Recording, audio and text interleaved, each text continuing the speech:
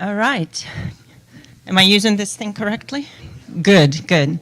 So good afternoon, everyone. My name is Yulia Ladigina. I'm teaching here in the Russian program and in the English program, and I'm really delighted to welcome you all this afternoon to our event. Thank you for joining us in person here and also online.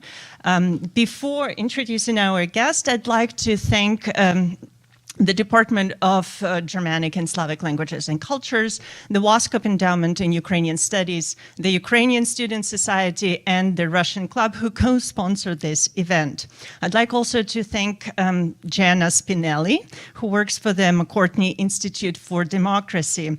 She took care of all the logistics organizing Peter's visit. As some of you might know, after inviting Peter, we've learned that the McCourtney Institute also wanted to bring him to campus and have him talk about his work on disinformation. And after a few days of going back and forth who invited Peter first, we finally decided that the best course would be to merge our two events. And Jenna was really instrumental in putting together a very robust program for Peter. So we're really grateful for that. And Jenna will be the one who will come here after the lecture and run the Q&A session afterwards. So Peter Pomerantsev, welcome. He is a senior fellow at the SNF Agora Institute at Johns Hopkins University, where he co-directs the ARENA initiative and works on problems of misinformation and media development. As the lead specialist in his field, Peter is frequently asked, well, one of the lead specialists in his field. Peter is frequently asked to host policy seminars at NATO, the EU, the UK, FCO, German office, foreign office. Your website, you wrote it on your website.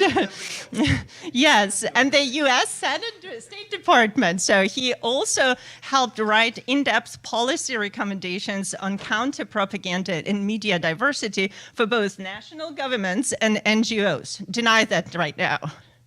I don't know. I did not know the Hopkins biography. All right. Well, he's been referred and he's been consulting quite a few organizations and important institutions on the issues of information and informational warfare and the role of media in that.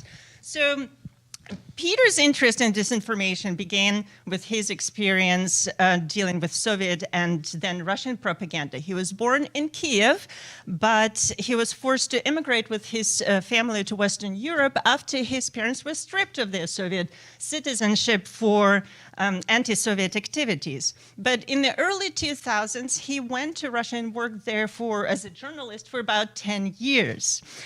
In his first book, Nothing is True and Everything is Possible, he reflects on that experience, and it's a great book. It's also a must-read on my required list of books for Putin's Russia course, and I highly recommend it, so feel free to post your orders right now on Amazon by the end of this session. His second book, which he discussed yesterday, This Is Not Propaganda, is in a way a sequel where Peter connects his observations on disinformation in Russia to related developments in other places in the world, to argue that fighting for truth is important, is central for the fight for democracy. And today, Peter will be talking about his latest research on the Kremlin's propaganda in Ukraine. And I should say a few words here that when we first spoke about this lecture, it was about 6 months ago, and a lot has happened since then. And we went through several cycles of adjusting, readjusting the focus, the precise focus of his presentation, and eventually we settled on a flexible and broad enough title, Russia's Propaganda in War-Torn Ukraine. So today, his lecture will combine both his longer observations that he conducted over past several years with latest developments, with his reflections on latest developments in the region. I also should say that Peter just returned from Ukraine a few days ago, which means that his data is as fresh as possible. So please join me in welcoming Peter.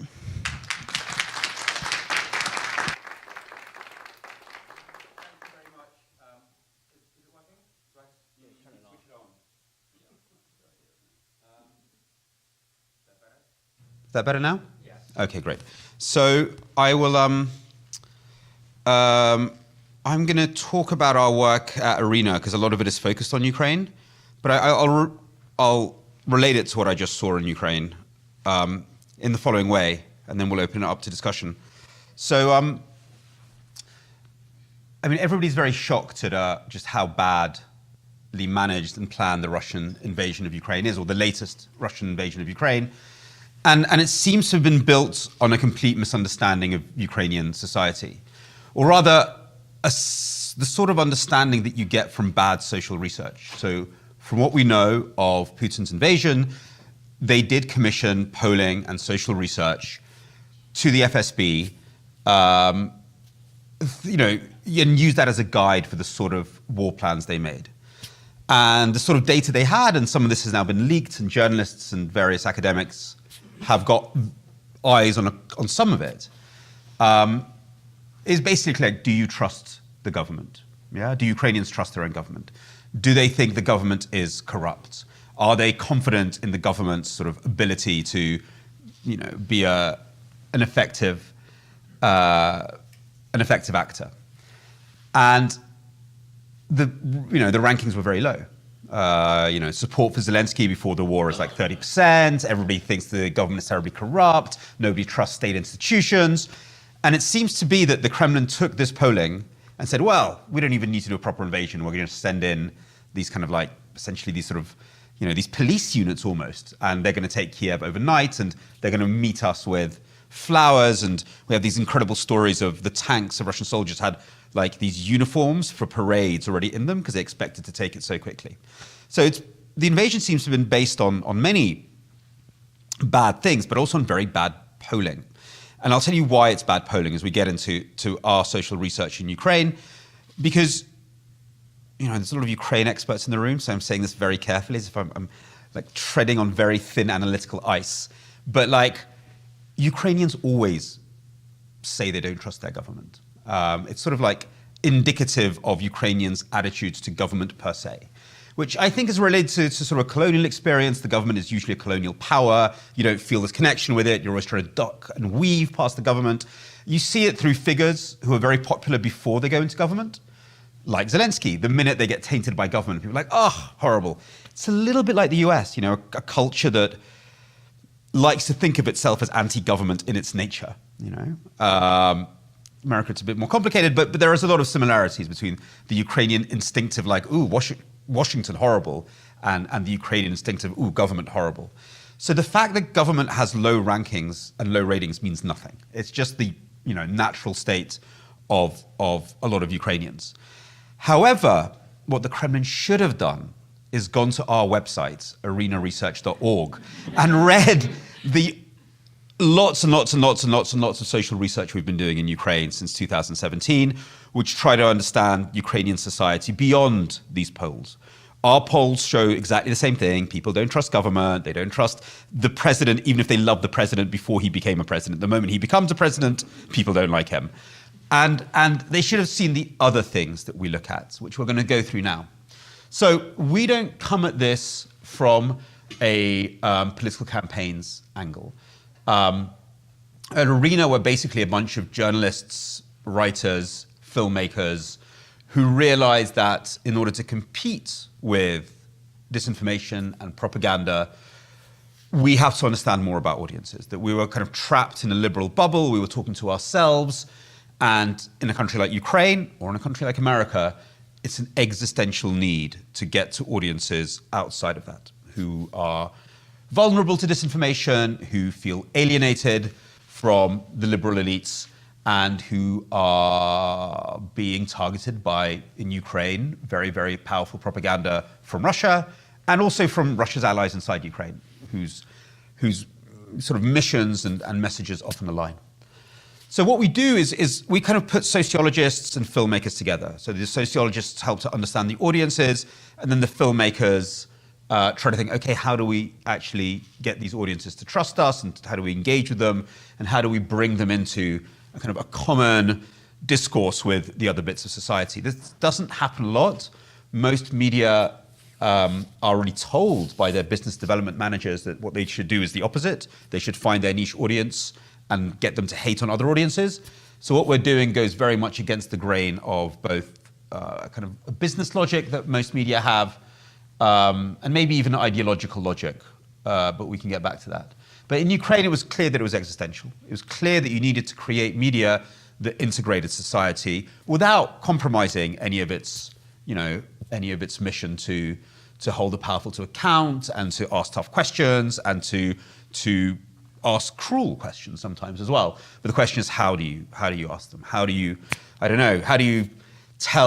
talk to, in America, to people in the South about what happened in Reconstruction? Or how do you talk to people who are Soviet nostalgics about the problems of the Soviet Union? That's kind of the puzzle we face. But I'm going to go through some of our research, but I'm kind of very much going to relate it to what we're seeing today. Because on my trip through Ukraine, I'll be going back in a couple of weeks' time. We're doing a lot of work there. And talking to my team of journalists there, it was very clear that this is an all-of-society response. This isn't just what is happening now, and the response to Russia's invasion is not just about Zelensky, not just about his bunker, not just about the army, though obviously the army is pretty damn critical at the moment. It's an all-of-society response. And we hear these stories all the time. And I think it's kind of what's amazed people, inspired people across the world. The story of like ordinary people, mid-ranking bureaucrats, mayors, who probably do have a role anyway, but also like, the stories of grannies attacking Russian drones and beauticians in Mariupol organizing escape routes and doctors everywhere and business people and PR people clubbing together to do kind of like info ops into Russia. Everybody's playing their role. It's a real horizontal effort. And this clearly is what Putin completely and utterly missed in his invasion plans. He clearly thought of this as a passive population, maybe a little bit like Russia's, with no strong horizontal bonds and networks. So I'm going to take you through some of our research. Again, I'm kind of going through it diagonally. I'm not going to do each project from beginning to end, but just to give you an overall sense. But I suppose the question I want to get to is, any questions you might have, but also as we look forward, how do we translate this experience of horizontal networks, of resilience, of this kind of entrepreneurial spirit into government institutions? How do we fuse these two? Because I don't think Ukraine will ever have German-style institutions. I don't think it can ever be what Hegel called a Beamtenstaat, a society that respects and is ruled by elite bureaucrats. Just not in the nature of the society. In a weird way, Russia is that. Russia imports the German model and makes it much worse. That's generally what Russia does.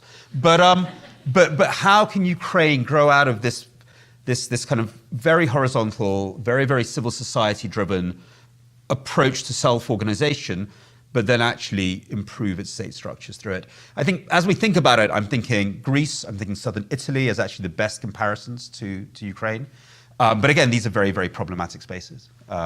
So I do think Ukraine needs to break out of this kind of cycle of being skeptical about its own government, which is great for resistance and having revolution, but pretty crappy for governance. And I do think this is going to be the great challenge as we emerge out of the victory over Russia. Okay, so let's start with the one we did about history. Hold on. You don't know what unites them already. Let's go here. So one of the first projects that we did, and one that we're actually replicating in the US now as well, is looking at how history is used by propagandists. I mean, we can define that term, but by people who don't care about history, but who manipulate it in order to undermine the Ukrainian state. That's what I mean by propaganda in this case. The sort of instrumentalization of history, especially by Russian propaganda.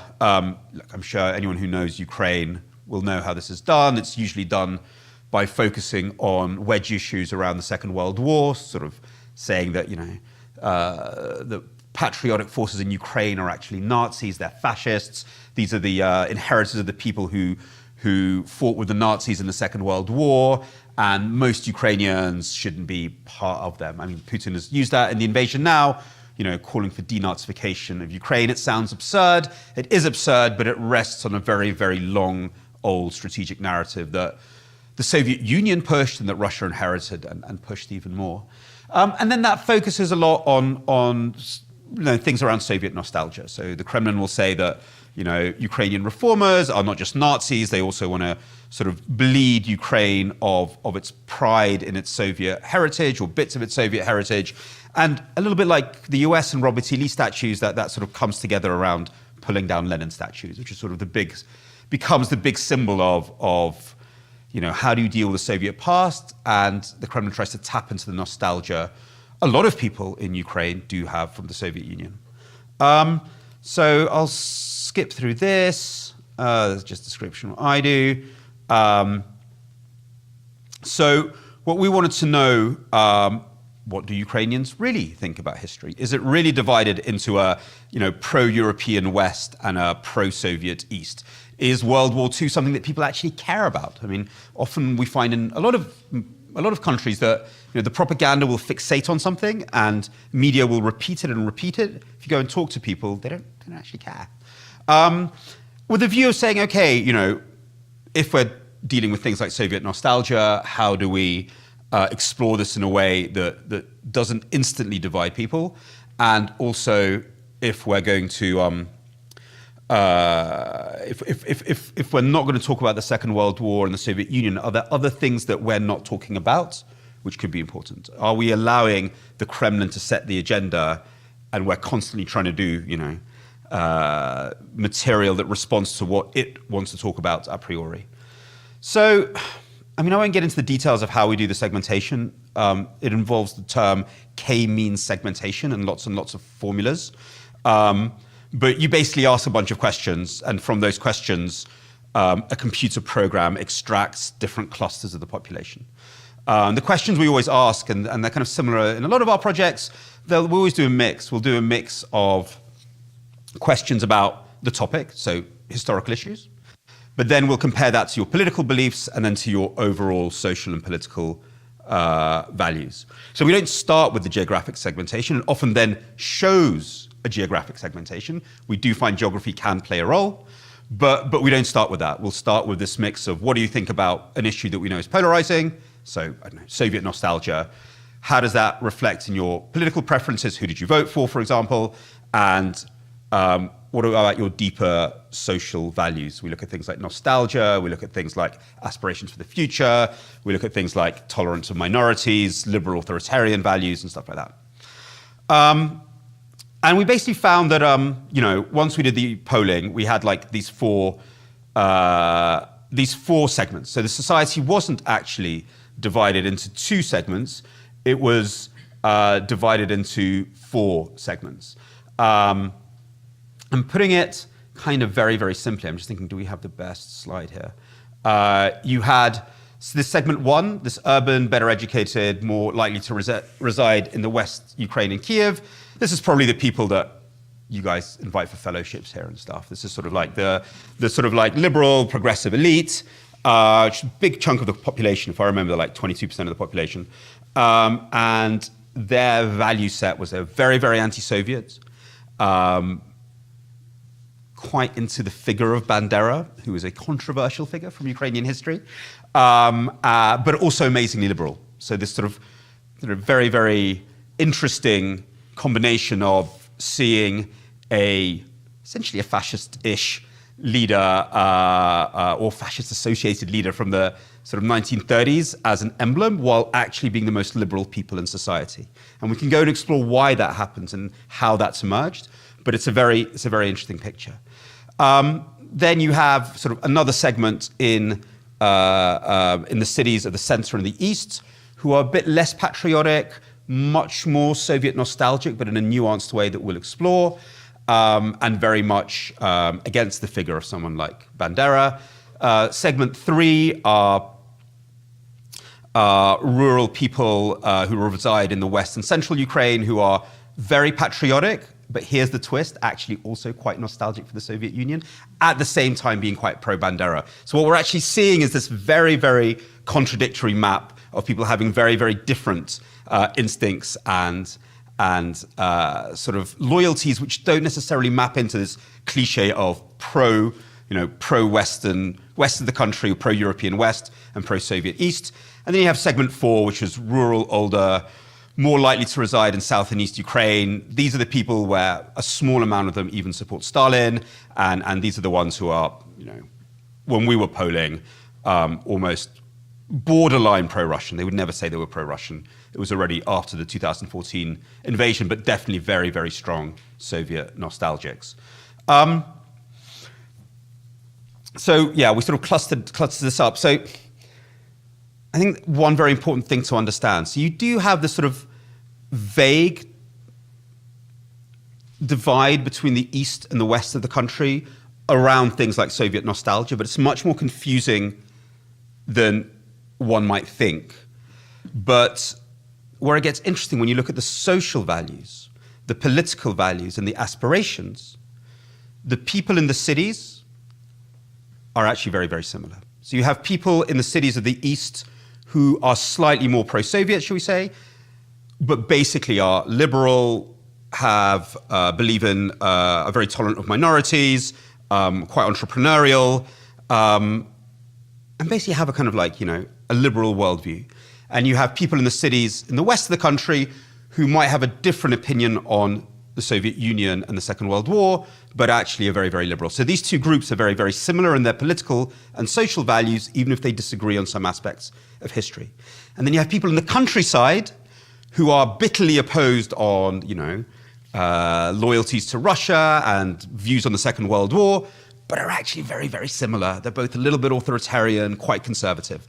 So beneath the propaganda games, you actually have a society which is like any society in Europe. Liberal cities, conservative, slightly authoritarian countryside. So already the map starts getting much, much, much more complicated. It's not these two firm ideological blocks. You're having this like really very interesting mix of values and loyalties. Are you all following me? I know this is all probably very, very detailed stuff. I can make it simpler. Is it okay? We're in an academic setting, yeah? Good. So we start to play around with these segments and thinking, okay, this is very interesting. In any normal society, or in any society which wasn't pulverized by this, this propaganda war, segments 1 and 2, the urban dwellers across the country, would be one social bloc. They'd be voting together, they'd be doing things together, they'd be marrying each other.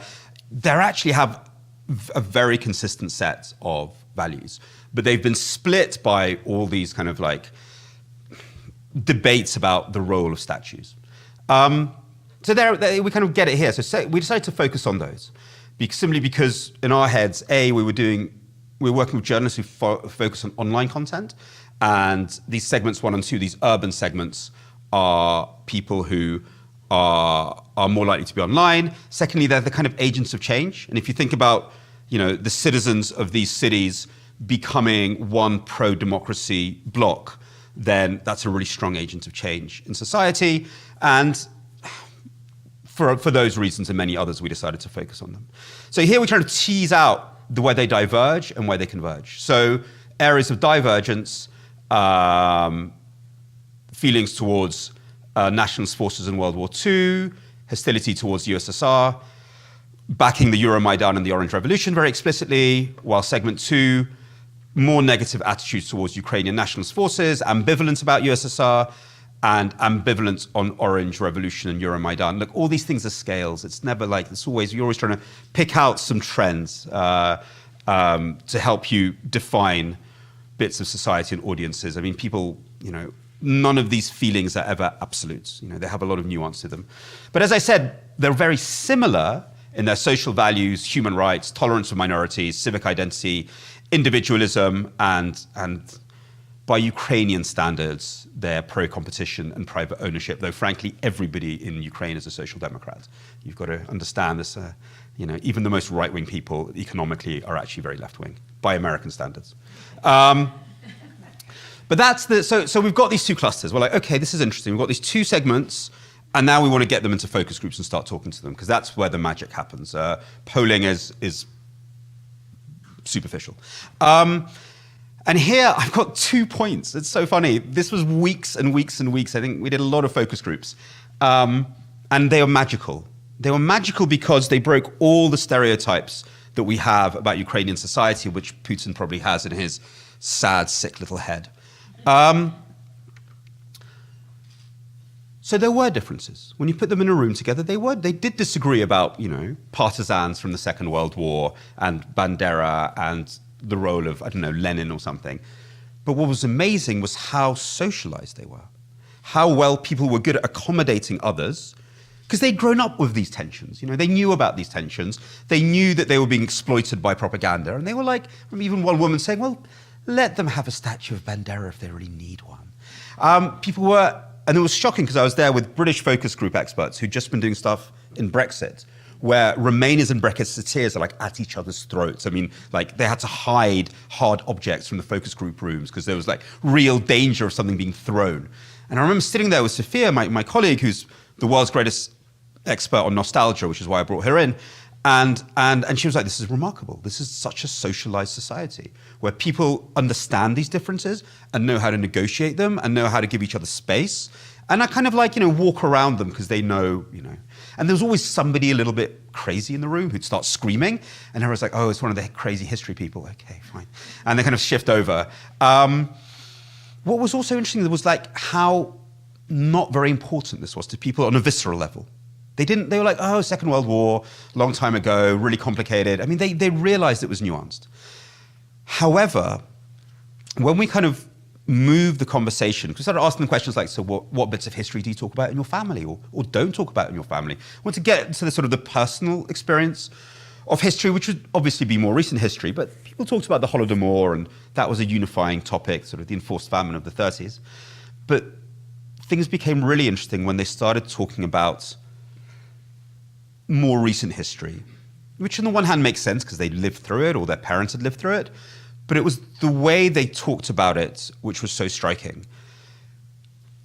When they started talking about Chernobyl and their experiences of Chernobyl as children or through their parents, when they started talking about the war in Afghanistan and how relatives of theirs had been sent to die in Afghanistan, come back in zinc coffins, when they started talking about their realization as children that the Soviet ideology was a lie, when they started talking about the end of the Soviet Union and Ukraine in the 1990s, you could not tell who was who in the room. It just disappeared. I was just like, because we put them together, we see them different ways, and I remember looking at the list going, okay, which one is meant to be in which group? You just could not tell. They struggled to talk about it.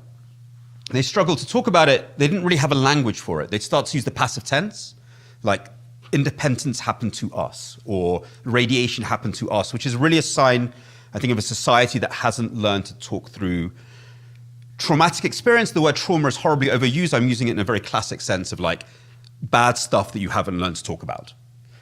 And the idea of cultural trauma is, of course, the idea that a culture learns how to talk about these things as a culture through museums and films, understands who's responsible, and moves on from it.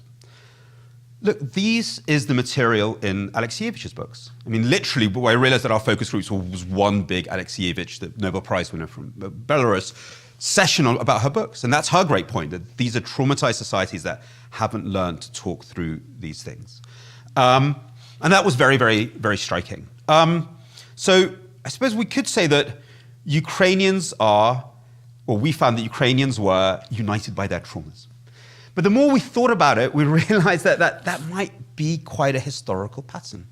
Historically, Ukraine is this place where these, very, very violent and horrible things happen, the Holodomor, pogroms, and so on and so on and so on.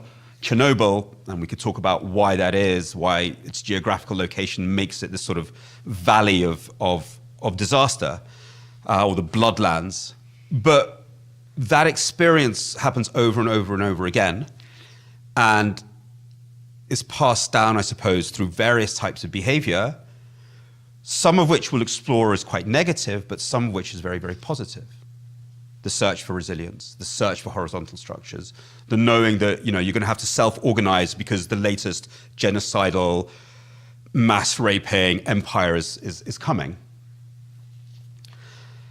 And so we then worked with filmmakers in Ukraine to make, I think we made 16 films, then we made a whole TV series exploring this. We wanted to see whether, if we started to make films about these psychological issues, about these historical issues, whether that would start bringing audiences together. Here it gets, we have graphs, it gets very graphy. But we found that, let's say, so this is the ideal space that we're looking for. We're looking for films that are highly trusted by both parts of society, yeah? This is where we want to get to. This corner is the best one. So these control films were two actually very good films that we showed people about the partisan movements in the Second World War. And they're very, they were very trusted by one group and not trusted at all by another one. And they're kind of very divisive in that sense. But the moment we start making films about late Soviet trauma, which is the things I discussed, the 1990s, both groups are completely united in trusting these films and in watching these films. I can get into the details about how we measured that, but that's the result. And I thought that was very, very telling. So the highest trust were alignments. We're not looking, we're looking for films which are trusted equally by both sides, or about the Afghan war, about the 1990s, and about Chernobyl. And then we would sort of do questions to people like, what did you most admire about the characters in the films, and that sort of stuff. And again, over and over and over again, it was ingenuity, adaptability, determination, this real kind of admiration and self-definition of these sort of survival instincts, which were always associated with kind of the little guys working together to avoid the big guy. I'm doing this really long spiel. It's actually one data point which explains everything about Ukraine. What's the most popular Christmas movie in Ukraine, or New Year's movie in Ukraine? Every year. I checked it out. I went and checked the ratings. Home Alone. Home Alone is the Ukrainian image of itself. This country abandoned by, the global parents, which has to fend for itself with anything that comes to hand. So basically, we just found that's basically the one sentence explanation of all our research is Home Alone is the image of Ukraine of itself. So, I want to move on to the other stuff as well, because it goes on and on and on. One very important point, though, which we kind of drew out, because after each film we'd ask people lots and lots of questions, which was, how do we work with this nostalgia? Because it's not as if the people in the cities of the East have stopped being nostalgists. What we found is that they were completely open to criticism of the Soviet Union. Chernobyl, terrible, awful Soviet government. We did films about human rights abuses in the Soviet Union. They were like, terrible, because they believe in human rights. They believe in rule of law. So when they see films about it, they go, awful. And then we'd ask, like, so what do you think about the Soviet Union? They'd be like, oh, we quite like it. And I don't think you can fight that. That takes generations to work with. Nostalgia is very, very weird. It's very, very counterintuitive. And it doesn't always align with people's facts and people's values. And it might have to do with things that are so personal that it's very hard to really excavate them through this kind of very rational, positivistic sort of filmmaking. However, the moment we stopped asking them, what do you think about the Soviet Union in the past, and asked them, do you want the values of the Soviet Union in the future? They were like, oh God, no, that would be terrible. So the moment we got out of this conversation about, this very, very difficult conversation about the past, which people might associate more with types of ice cream or something, and actually start having a very rational and grounded conversation about the future, their people didn't want any of the Soviet Union in the future. And I think, again, this huge mistake that Putin has made, he sees the polling that says people are nostalgic for the Soviet Union in Kharkiv. So he thinks he can walk into Kharkiv. No, people don't want the Soviet Union in the future. No? And that's what this is all about. There was actually a brilliant speech that Zelensky made after Putin's first crazy speech about history. I don't know if you remember it. Quite mad. But it was the one that sort of was meant to invalidate the invasion because of, the historical bond of Russia and Ukraine. All this bollocks, but it was all about history. And Zelensky, I'd like to think that he saw our work, because we did present it to the Ministry of Culture quite extensively.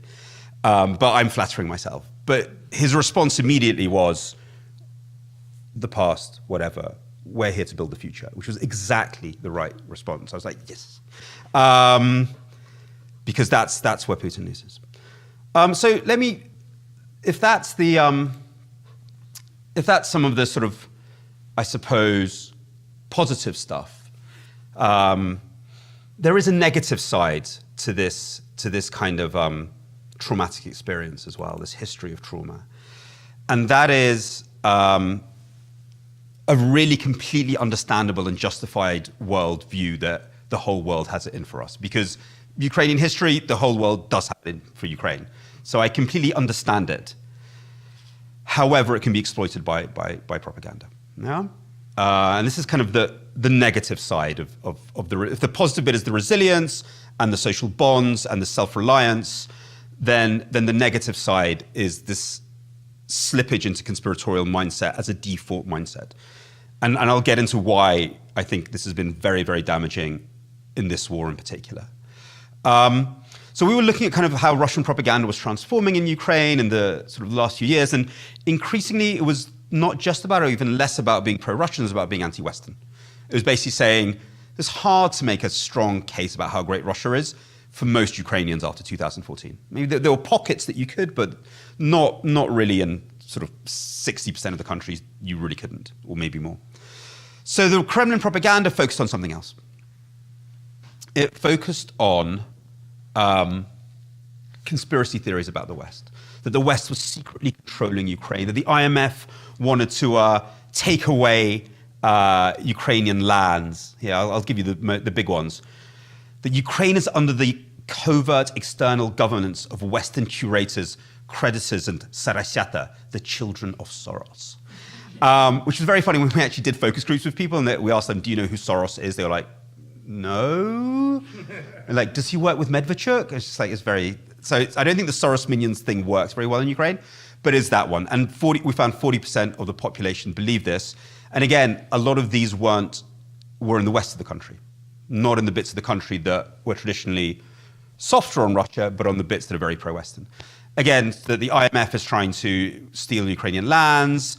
The US deploys a network of biolabs in Ukraine. We've heard that one again a lot the last 5 weeks. And again, 25% of people believed in it. And again, what's worrying is this stuff here. So we wouldn't be surprised to see 50% of people in the east of the country buying into some of these narratives. What's shocking is to see 30% of people in the west of the country, in the center, doing it as well. So this propaganda was actually more efficient than the overt, really aggressive pro-Russian one because it was reaching audiences who have quite a strong immunity against anything that says Putin is great. And we can get into like which parties believed it more, but that's probably completely irrelevant now.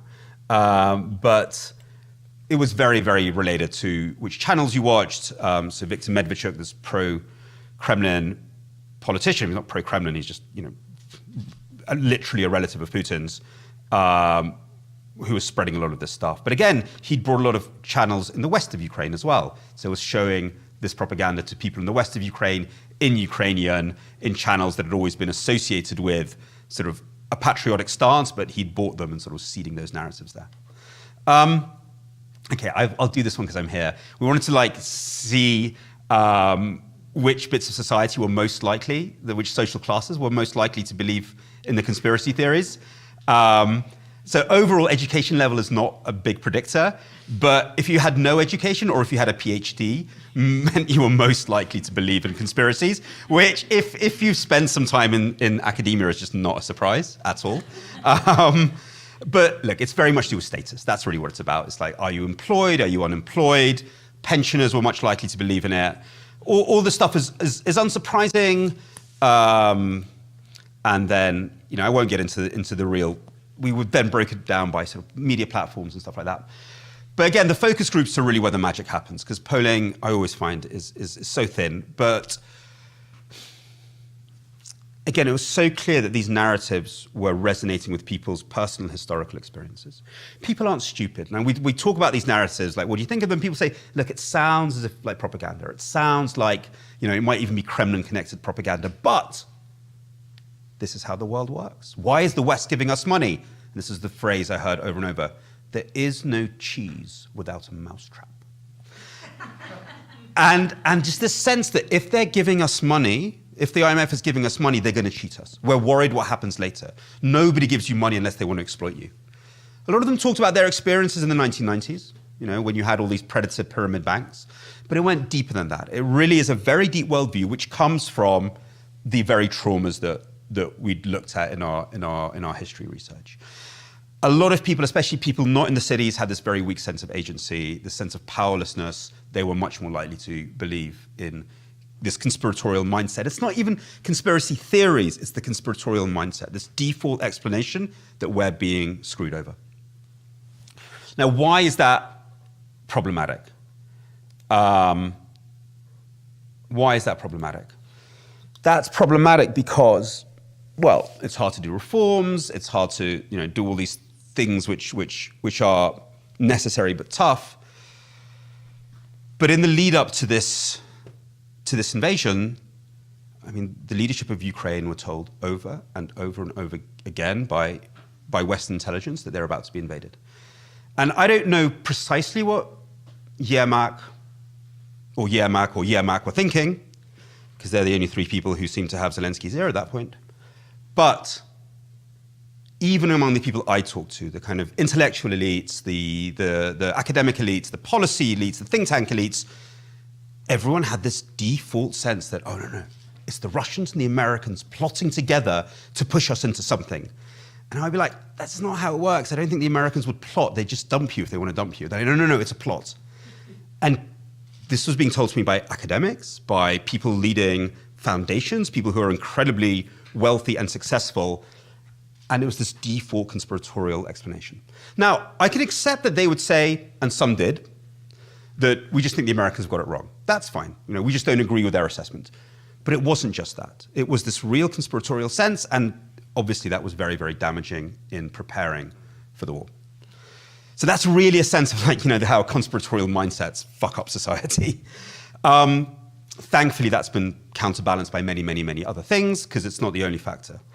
So I'm just going to end on a last project that we did. What's our overall time frame? You have your time. Huh? Good 15 minutes if you need to. Yeah. So I'm going to do one more report. They're all on our website. There's many more that we do. We've done a lot actually in the DNR as well, and a lot around COVID, but I just didn't want to bring that in now. So this was a lovely project we did. Some lovely art. I don't do the design, which was all about how do Ukrainians feel about independence after 30 years. And again, if we talked about the negative side just now, again, it's all this project really showed the really, really deep social bonds that exist in Ukraine, and which I think Putin didn't miss because he didn't read our reports. I'm going to send them to him next time. And again, this was like 30 or 40 of me. I can't remember. There's a lot of focus groups across the country. And here's kind of our main summaries about what people felt about this latest iteration of Ukrainian independence, because obviously Ukraine has been independent before. And again, as we're doing this, we're thinking very much about what's the media response? What does media need to do in order to strengthen the positive sides of this and smooth the negative sides of this? So people felt independence was a process. They didn't actually see it as this one moment. We'd ask so what do you think about independence? They're like, no, it's growing, it's developing. So it's a continuum and it's strengthening, which was quite interesting for me.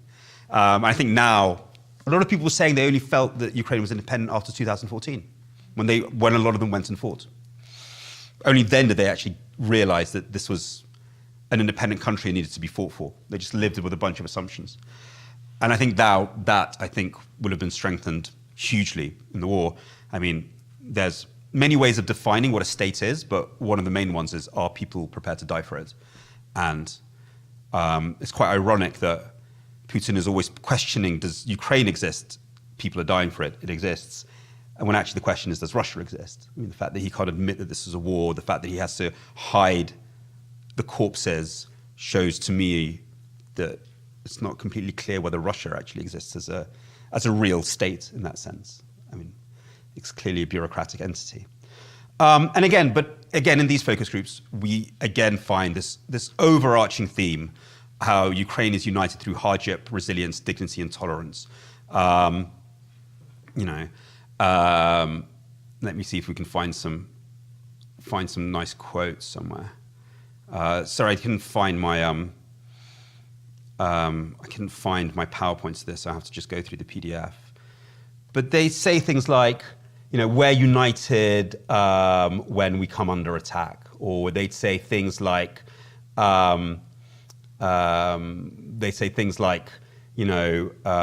can rely on our neighbors to get through difficult times.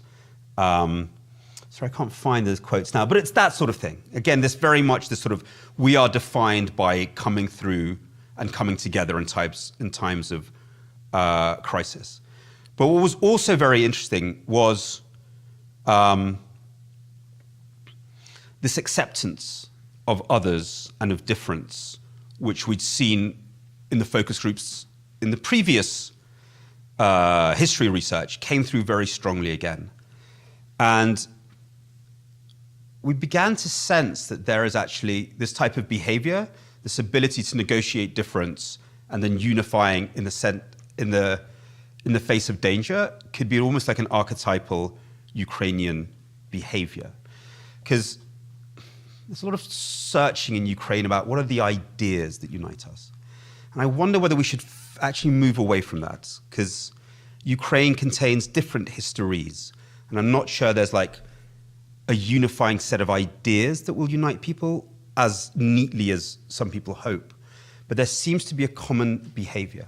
And it's this which is born out of the reality of Ukraine's kind of ethnic complexity and historical complexity, and which really reflects the life of Kharkov, of Mukachevo historically, of Chernivtsi, of obviously Odessa, and then Lviv, most importantly.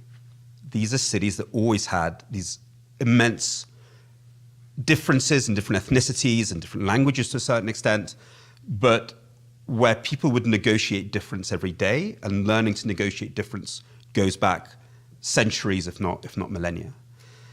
So this ability to negotiate difference and then to come together in times of adversity, overcoming those differences because there's a greater threat to all of you, might be a kind of archetypal Ukrainian behavior. I mean, that was our sense. I can't prove that, though I feel in many ways with the Azov battalion defending Mariupol, which is an idea of so many different contradictions at the same time, that it's very, very, very Ukrainian.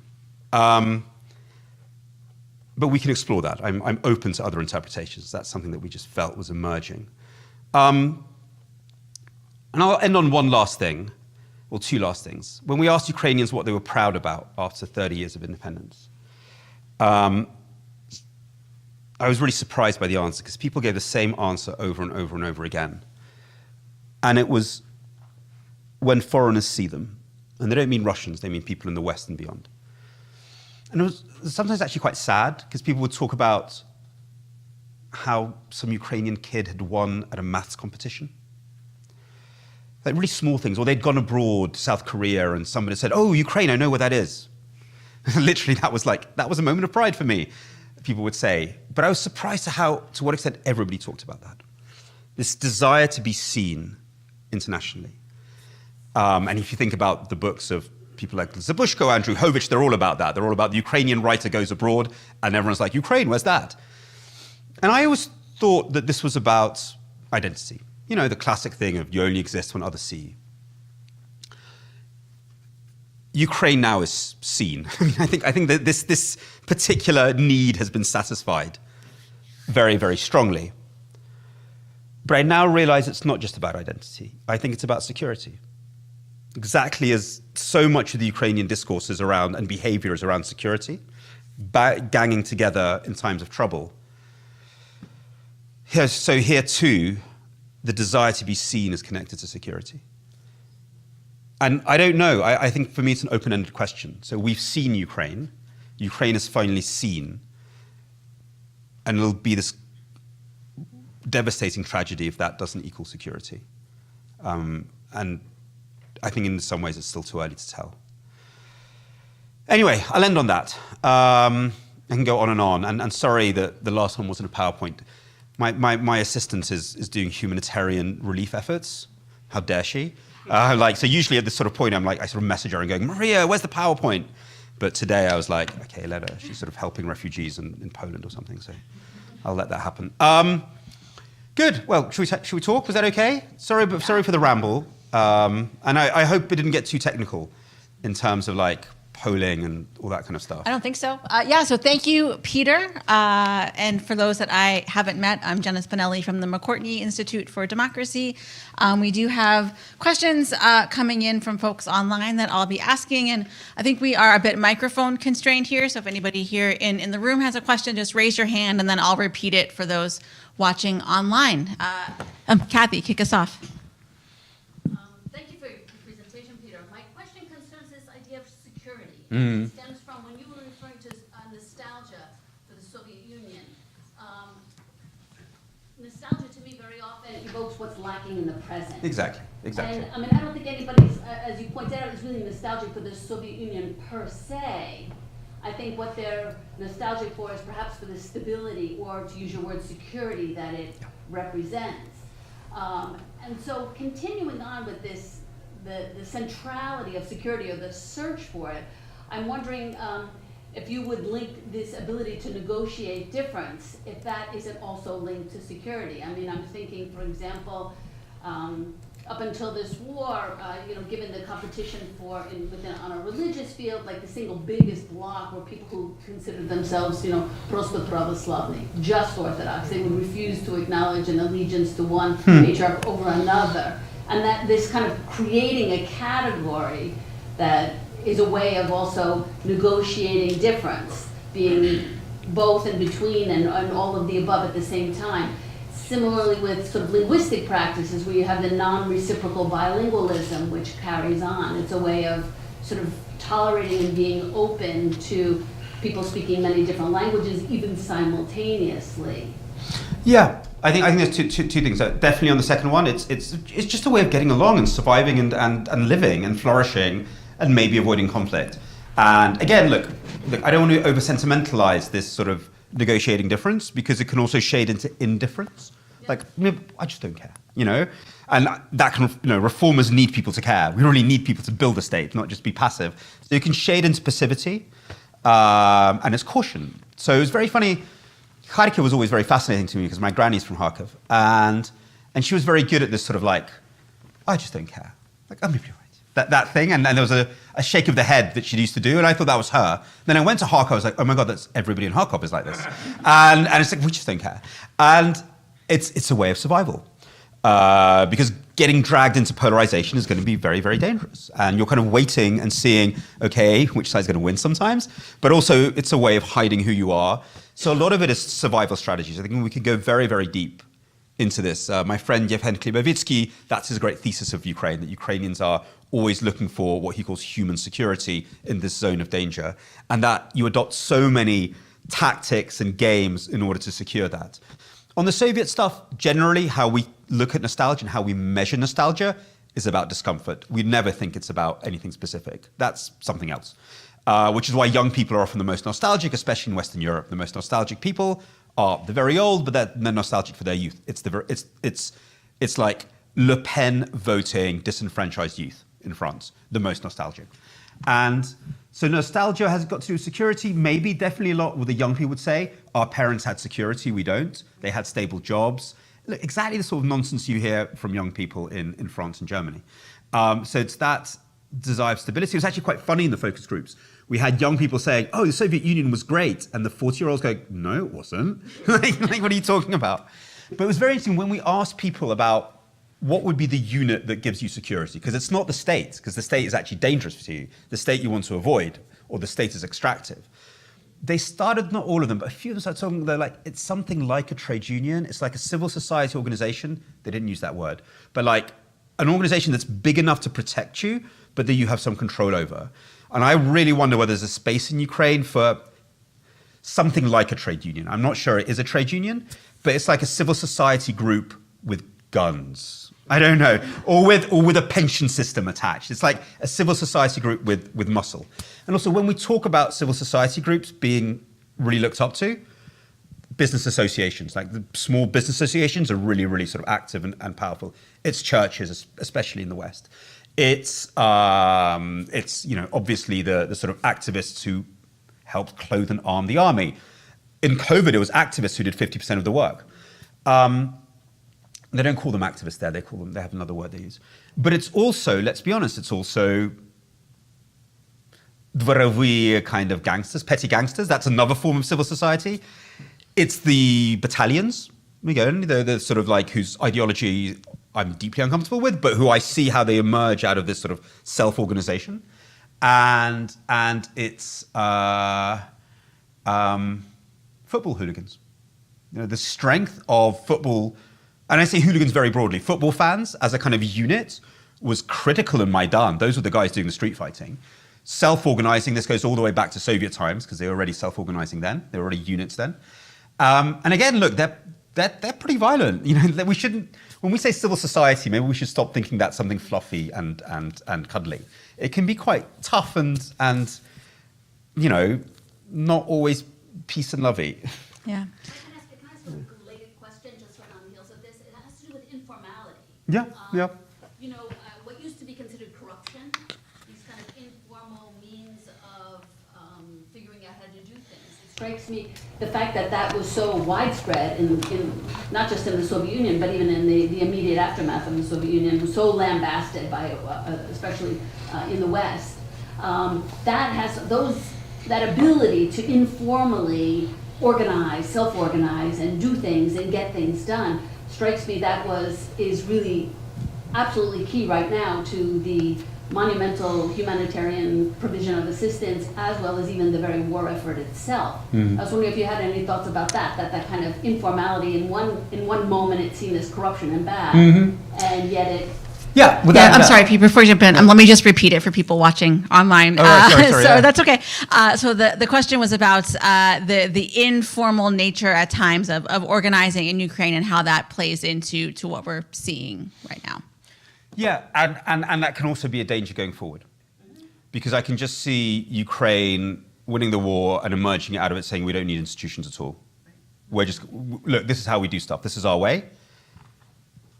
And then it will flip back to corruption. So I think it's a great moment, which is why I'd like to see the best of this being converted into reform-minded institutions, whether formal or informal, because I can see how this is then exploited. I'm not saying that'll necessarily happen, but there's a danger in that. Yeah. Sophia, we'll get to your question in just a second. I want to take one that's coming in from YouTube. Really more of a comment perhaps than a question, but yes.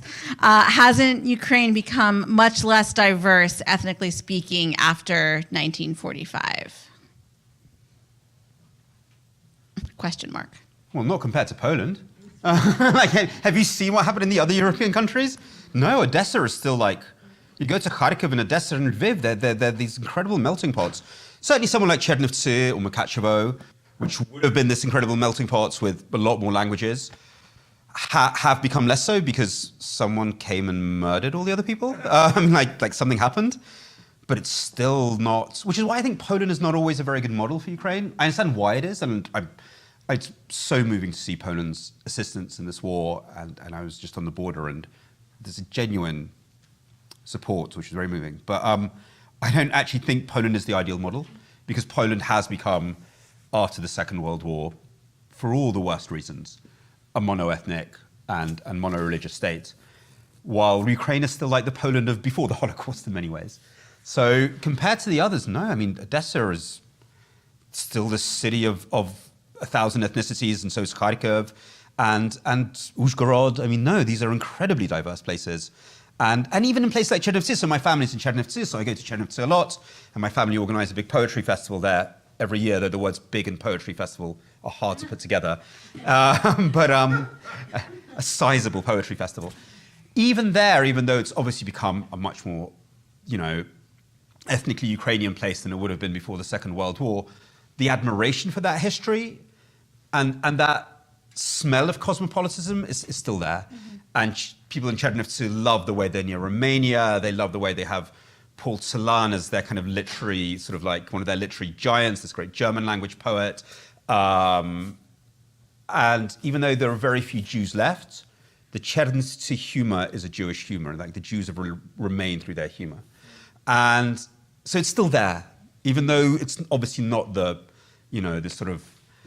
this sort of cosmopolitan haven that it was in 1920 something. Yeah, and I think to follow up here, they're asking specifically about the population exchange, 800,000 Poles leaving Western Ukraine, 1944 to 1947. Yeah, no, clearly, but compared to, what happened in Poland, it's still a very, very, very, very diverse place. Sophia, do you have a question? Yeah, so my question sort of piggybacks a little bit on what Kathy was asking, and it's the story you were telling about the conspiracy theory mindset that kept Zelensky's team from getting ready when they were being told, hey, here's this intel, and they were ignoring it. I'm curious about how you square that, when we're thinking about this idea of the narrative, of this, sort of the people on the ground, how they go from that space where they're skeptical, right, to the place where now they are operating this, successful resistance. Is the story that the conspiracy theory mindset dovetails really well to the resilience, is that sort of common denominator? Is it now? I don't know. They're two products of a similar moment. I don't think that they come together. They're just two products of it. One product of, always being bullied is that you get very, very good at resilience and horizontal organization and reacting in a crisis and informal networks. The other bit is that you're really conspiratorially minded, which can really screw up your decision-making process. So I think they're just two outputs of one condition. But my idea is that if the Russians were on the ground saying they're not taking this seriously, they're being informed and they're ignoring it, that might have given them the thought that there wouldn't be much resistance. Like you could see that, yeah. There is going to be a wonderful moment, I hope very soon, when we find out, the Russian logic tree and the Russian decision-making tree, because it's going to be hilarious, and disturbing, obviously. But yeah, I could see that. I could see the Russians hold on, they haven't mobilized. The Americans told them, and they're still not doing anything. Oh, it's going to be easy. Yes, we can imagine that conversation happening, but obviously I don't know. Yeah. Question in the back. I'll bring the microphone back this time.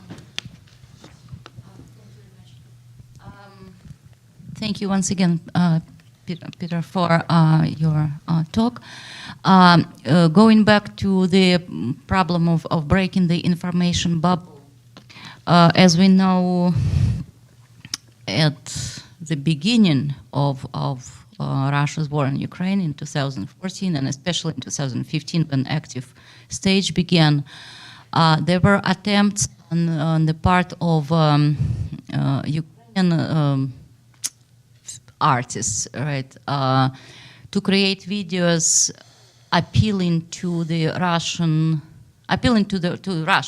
on a horizontal level, sort of, and appealing to the common nostalgic sentiment. I mean, for example, the video with Ukrainian soldiers reciting Konstantin Simonov's "Wait for me and I'll return," «Жди меня, я вернусь», as a sort of an attempt to reach out to Russians and prove that prove the lies of Putin's propaganda.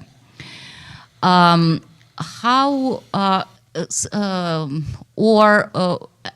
different but on a similar scale example of Alexandra Dimitruk's writing a rather harsh poem addressing Russians, but again still using Russian, trying to break through the wall. So with all the videos available of people in Ukraine speaking to each other simultaneously in Ukrainian and Russian, right? With this very visible diversity and tolerance of the civil society, why is the Russian information bubble still not broken, and what can be done to finally burst this bubble? What would be, what is missing from the equation? Well, Well, what's missing from the equation is everything at the moment. I'll give you one data point that researchers have already noted. The cycle for belief in a certain narrative in Russia at the moment seems to be about 2 weeks. You can tell that by various indicators, which I won't go into. But, so let's say you're doing that exercise. You wouldn't do it once. You'd have to do it for 2 weeks. Do it every 2 weeks. No, you do it for 2 weeks with a sample set of different bits of the population. Just that one communication strategy. And then maybe we could talk about whether it's having success or not. What I'm getting to is no one is doing this strategically, consistently with any kind of feedback loop. People are phoning, their dads or something. The dads tell them to, I don't believe you. They get really upset. And then we make all these assumptions. We don't know what the dad thought afterwards. So I don't know, I do so much research in this space and take a deep breath, set up your research model and do it for 6 months and then let's come back. Because it's going to get the motivations for many Russians to not take on this information is huge. You don't want to listen to it because it tells you something unpleasant. You don't want to listen to it because listening to it is dangerous. You don't listen to it because if you say it's right, you have to do something dangerous. Everything is geared towards you not admitting it. Unless you're that part of the population who already agrees that this is a terrible war, which is, let's say that's 15%. So the motivations that people have to reject this information is huge. In a dictatorship where you get 15 years for saying the word war and your son is calling you and saying the word war. But you said, I'm sorry, Yeah. Just to follow up, you said, 6 months, but it's been 8 years. It just now it's, Yeah, but I'm just talking about the efforts to do something about it. Yeah, because we decided to throw out, the US decided to throw out any of its kind of international democratic communication strategy after the end of the Cold War. And I think that has to change. And that means audience research, that means testing things that work, that means a really consistent and long-term approach. It doesn't change like that. Exactly, the Russians have been doing propaganda about this for 8 years, or let's be honest, 80 years. What, we think we're going to smash it with one video? We need something as massive to compete with that, and as long-term. All I'm saying is don't despair. We don't know what that person thought afterwards. They watched that video, they said, I don't believe you, but something in their head is happening. Most Russians, and I'm talking to a lot of people, I'm looking at a lot of sort of sociology that's still happening in Russia, which is happening officially. Russian academics are still doing research in Russia. And a lot of people seem to be doing the classic splitting thing. They're pushing away the bit of their brain that is doubting and pushing it away from themselves as far as possible. And the question is, how do you integrate that doubt? That doesn't happen quickly. So what I'm saying is don't despair. I just talk to all these people who I phoned my dad in Russia and he wouldn't believe me. I'm like, okay, that's step one. It's like bringing people out of a cult. It's slow, consistent work. And someone has to be paying for it. It's not, you can't just be an activist calling someone. It's slow, it's difficult, and I actually see lots and lots of reasons for hope. So don't despair. But having said that, I think we know historically that subjects who live in a society based on humiliation and sadism, where that humiliation and sadism is internalized inside family structures, inside legal structures, inside work structures, might have a large reservoir of sadism and humiliation they want to impart onto others. So even while I'm not unoptimistic about communicating with a lot of Russians, I'm also very realistic that actually a lot might be enjoying this, because the society is geared towards enjoying sadism. This is short. So I'm still focused on you saying I have a lot of reasons for optimism, but I'm not hearing any of those reasons in what you just said. No, I'm just realistic that it's not just like, I think I'm writing a Second World War book, so I've become one of these really boring people who sort of start talking about the Second World War whenever anything comes up. But it's very interesting looking at the biggest kind of research that's ever been done in this space is trying to analyze Nazi attitudes after the Second World War. And all these incredible psychoanalysts who try to do this and finding that, no, a lot of Germans were locked into a cycle of humiliation and sadism. They were enjoying it, you know. They liked the violence. Not saying that's a huge amount, but definitely the kind of the core, the Nazi core, the people who were most loyal to the movement. No, they liked it. They weren't duped. They liked it. And I think we have to admit there will be a percentage of the Russian population, especially the ones who listen to the TV shows, the 30% who listen, and that's not all of Russians, but the ones who listen to the political TV shows who are a certain demographic, men over 50, very, very specific kind of audience, but who we usually think of as the Putin nucleus. Those talk shows are all about legitimizing your most aggressive and sadistic emotions. It's non-stop aggression. Very, very consciously done in the way people are dressed, the way someone like Solovyov dresses in black, the way he speaks, which is imitating the way that the language of hazing in the army. The way he speaks is like a mean colonel humiliating his underling, or the way that people speak in prisons to humiliate someone. It's a very chosen set of signifiers, which is all about legitimizing aggression and sadism. And that's nonstop, and people like it and gets really high ratings. So clearly that tone is enjoyed. I mean, it's what people said about Trump. I don't want to make this about Trump. The cruelty is the point. I mean, the degree to which you're saying maps onto the United States right now is, to my mind, uncanny. Well, I suspect that that some of the closeness that some American TV show hosts feel towards the Putin regime is not just tactical, it's genuine. I think they like it. But again, we always watch these clips of Russian talk shows. So let me counterbalance this. Most people don't watch them. You know, they get high ratings for political talk shows. Most people find them really weird and scary. I'm now throwing around numbers. Maybe that's 30% of the population who like that. Most people don't. Most people want to watch pretty sitcoms and the news. The news will tell you that there are horrible Nazis in Ukraine. What we're doing is fine. The main propaganda line that the Kremlin has chosen has been, we could not do this. They forced us to do this. We had to do this. And then it's left empty. Who, why, what? But that sense of, we're not bad. We're not bad people. You know, we've been forced into this by the world, by a cruel world. Its own conspiracy theory. This cruel world that has forced us to do this. That is still the number one propaganda line being used. So that gives me hope. That talks to me about people who want to get rid of responsibility, who want to deny the reality, but who I think have a little bit in their head, which is going, yeah, but the Kremlin always lies to us.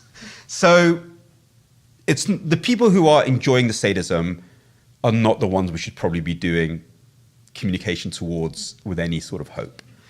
But there are many others, and we shouldn't think that, we need to think of the other ones as well. Most people just want to stick their head in the sands. You know, I think that's where most people are. Right. Colby. So kind of, I guess, piggybacking off of all of this stuff, I think I have maybe a more philosophical question. Yesterday you talked a little bit about in propaganda when there's this kind of undermining of the existence of a truth, of truth at all, how there's just no future. Exactly. And when you have a population where nostalgia is a very strong characteristic, you have these people focused in the past or what's missing from the present and no truth or future to build towards.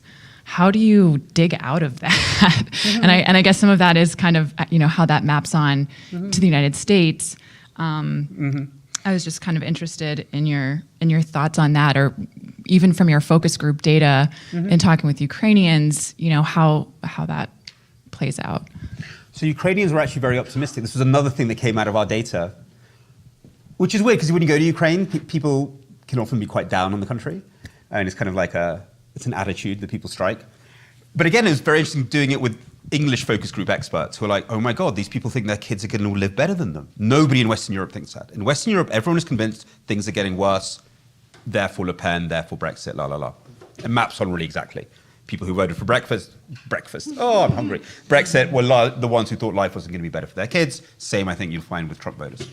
Ukrainians all thought their kids were going to live better than them. Like, it was kind of weird. Like this, Sophia again. Like I remember her turning around to me. We were in Odessa at that point. She's like, "Do you realize this is one of the most optimistic societies I've ever seen?" And I'm like, "Really?" She's like, "Compared to France, much more so."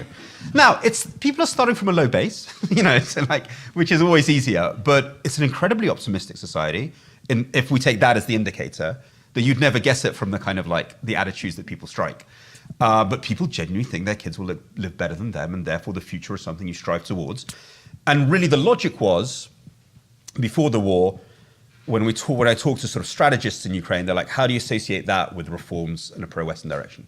How do you kind of put those things together, that you'll be more secure, that your kids will live better if you do these reforms? You had to kind of, that didn't always come together. As people actually felt a lot of the time reforms were undermining their future. So it gets messy. But overall, optimistic country. With Russia, the future has completely disappeared out of the discourse. And I suppose what Putin now has completely done is destroyed the future that the middle class thought they had. I mean, the future disappeared a long time ago from the discourse, largely because the future meant two very big things, and that'll get to the other point you were making. It was obvious that for Russia to have a future, you need economic reforms and dismantling the kind of corrupt pyramid, and you can't do that if you've constructed the corrupt pyramid. But an even deeper one, and this was present in the protests of 11 and 12, is that Russia should stop being an empire and start becoming a normal nation state. Which is weird because Alexei Navalny used that at the same time while sort of playing other games as well. But people around him definitely said that. So Guriev, the main kind of economic thinker of the Russian reformers, for them it's completely associated. The only way Russia progresses is it throws off the empire, and that includes maybe throwing off some geographical bits as well. Thus Navalny's thing, let's get rid of the Caucasus. That was a big part of his idea. Also racism, but also we've got to stop being an empire. This is draining us, this is destroying us, just stop it. And then joining a community of nations, and the fantasy was always joining the EU. Everyone has a joining the EU fantasy, but it's interesting, but that means outgrowing empire. It's important symbolically. We're going to stop being an empire, we're going to become a normal nation state.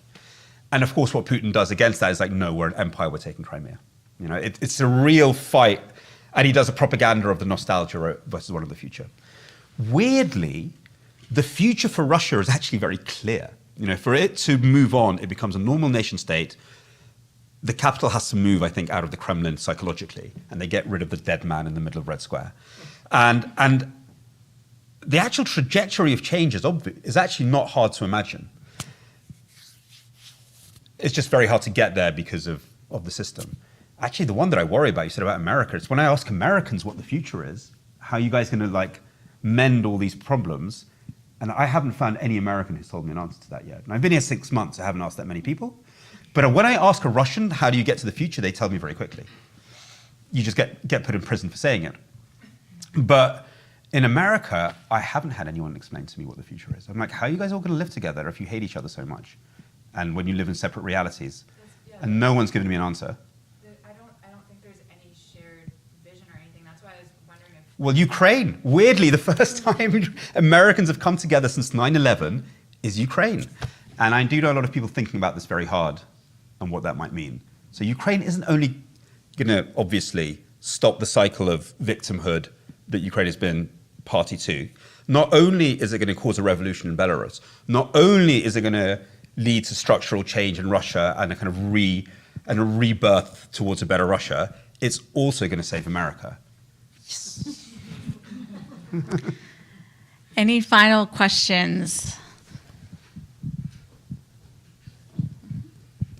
Peter, thank you so much for coming down. We really appreciated having your lecture today and having you here. To preface my question, Soviet disinformation sought to establish a uniform social narrative, one which obfuscated the rather gruesome realities of the Soviet Union, and to shine a light on successes which really did not exist in reality. And I can point to Soviet realism. You see Stalin with children and everyone's all happy and smiling in fields of lush green looking into the future, for example. And when we're looking at the export of this misinformation, the goal is for Russia to subvert ideologies, the government institutions, schools, churches, labor unions, other economic organizations and social organizations and ideologies. After decades of dosing countries with misinformation, when it comes to their new form of asymmetric warfare, hybrid warfare, they just seem to turn off the information. We saw it in Georgia in 2008, Crimea 2014, and they're doing it again. You've shown through your research, and my own research points to Russia's ability to sow institutional doubt, doubt about co-partisans in the United States, outgroups, other identities. But it seems as though when Ukrainians come together, using their national identity, the fact that they're Ukrainian, they pick up in arms together and fight the Russians. Do you think that if we as Americans came together around our national identity, we might have a promise of resolving the inter-party strife that we face today in the United States? So you want Canada to invade you? No. I think you kind of answered your own questions in many ways. I thought you made really, really good points. I think what's interesting, just sort of bouncing off of that, what you can learn from Ukraine, that's essentially what you're asking. I mean, it's interesting that the Zelensky thing is both, he's both, you can show that you can have the conservative nationalist bits and the liberal democratic bits together. And actually, it's what I'm not a political scientist, but I've had political scientists talk at me and say, actually, sovereignty is a guarantee of democracy. These things don't have to be in tension. And last time they weren't in tension was the end of the Cold War, where we were fighting both for human rights and national rights. And then those two things started to fight amongst each other, most noticeably in somewhere like Hungary. But I'd really doubt whether actually Orban he uses the rhetoric of national rights. He's actually selling the country down the river. But I think Zelensky thing shows that you can have really strong patriotism and all these things that conservatives love with somebody whose instincts are clearly very, very liberal in every kind of social sense. So yeah, I mean, I think Ukraine shows how you can easily resolve these differences. So yeah, I think that is true. I think on the sowing doubt stuff, I mean, the Kremlin's, so what was my first book was all about this, nothing is true and everything is possible, was exactly how Putin's propaganda isn't about motivation, it's about demotivation. So the Soviet one was meant to be about motivation. Whether it works or not is a moot point. But the Putin one is the opposite. It wants people passive and sitting and accepting that they can't change anything. And my favorite kind of comparison was like Soviet propaganda would show how great the Soviet Union is, how wonderful it is, and people could see it was kind of shit, and there was this gap. While a lot of Putin propaganda, especially one channel, NTV, is constantly showing how awful everything in Russia is. There are murderers everywhere. The countryside's falling apart. Therefore, you need Putin. Who's going to protect you in this scary Russia? So it's the exact opposite as a strategy, and much more effective. So yes, but it has a very big vulnerability. So they're not very good at motivation. Look at their army. Not very good at motivation. Look at the fact that Putin even now has to create bust-in rallies. There's not one spontaneous rally for the war anywhere in Russia because the whole system is built on demotivation. It wouldn't even occur to someone to do a pro-war rally. They might, ignore the opinion polls. Not one rally. Everyone has to be bussed into Luzhniki. And we saw in COVID how destructive it could be. They couldn't persuade because the system is built on doubt, because it's built on getting people to sort of not really know what's what and relying on an authoritarian leader. In COVID, they couldn't get their own people to take the vaccine because they were like, well, I'm not touching anything my government created. Don't really know who's in my government. So there's a real vulnerability. And I suspect that the vulnerability of the propaganda model isn't suddenly getting people to rise up, even though I admire Navalny for trying. It's actually to push that, to work with the grain of that demotivation and where that would take you. All right, well, thank you all for joining us today. And please join me in thanking Peter for 2 wonderful days of lectures here at Penn State.